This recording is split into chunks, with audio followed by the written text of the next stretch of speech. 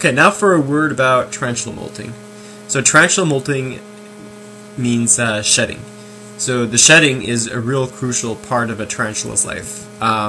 They can survive from it, and they can also die from it if you don't have the proper conditions. So I'm going to show you what a tea looks like in pre-molt. In my last word about tarantula molting, I had my therapist was a blondie. Well, she molted, and a lot of my videos, as I said to you before, are gone, so I have to recreate all these videos. So I have a tarantula in pre-molt right now, so I'm going to show it to you what it is. Yeah, just a second.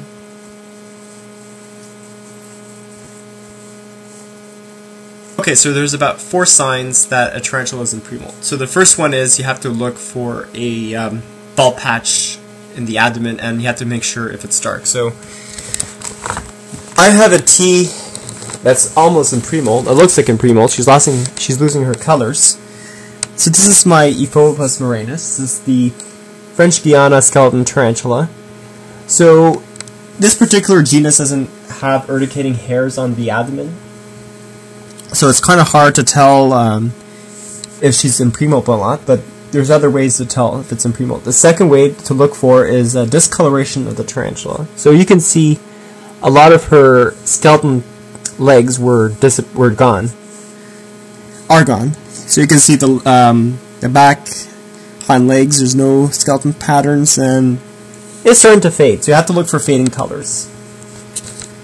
The third sign is tendency to burrow. So a lot of teas will tend to hide themselves when they molt. So that's why my OBT hasn't come out in such a long time, because it was in pre-molt and it finally molted, but I've still never seen that one before. It's just as reclusive as my cobalt blue, Haplopotamus molybdenum. So the fourth sign, and the last sign, is refusal to eat. Some tarantulas, like very hungry tarantulas, especially like the Acanthoscurus species, which are very great eaters, will suddenly stop eating if they're in pre-molt. So it's not always seen by Gramosol rosea, the Chilean rose, because they have this tendency to fast for long periods of time, so it's kind of hard to know when they'll be in pre-molt. But you still exhibit the 3 other signs, like the dark bald patch on the abdomen. You'll see discoloration of their body colors, and also the tendency to burrow. So what happens when a tarantula will molt? So let me just close my moranis tank. Just a second. There we go. Kind of a mean tea. Okay, so what happens when a tarantula molts? So what a tarantula will do is they frequently make web beds. They'll lie on their back and will literally push themselves out of their own body. So as a result, you get a fully intact skin. So this is my T Blondie mold. She was at 8.5 inches. Now she's 10 inches. So you can see the hang on, there's not enough light. So you can see all of her body's intact. You have all the 8 legs, including the pedipalps.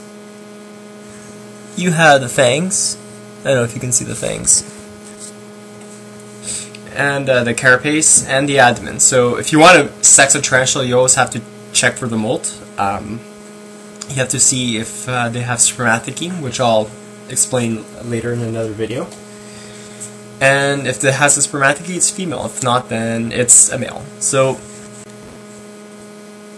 what are the conditions for your tarantula to molt successfully? Well, the most important thing is humidity.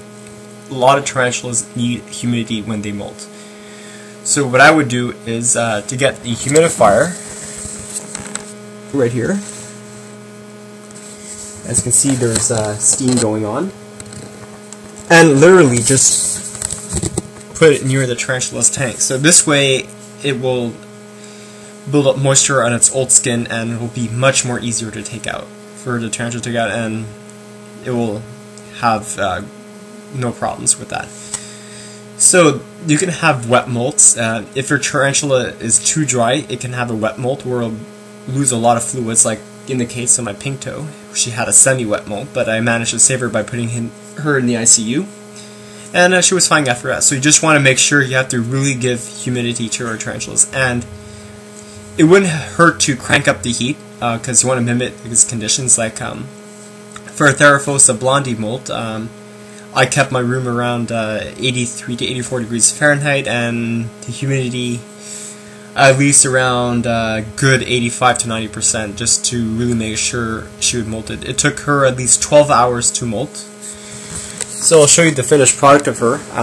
I'll be showing it to her in my tea tour video, which will be coming up very soon. So this is constantly my largest tarantula that I own. She's a 10-inch female. And here she is. Really awesome tea. And she's a monster. Alright, so see you later.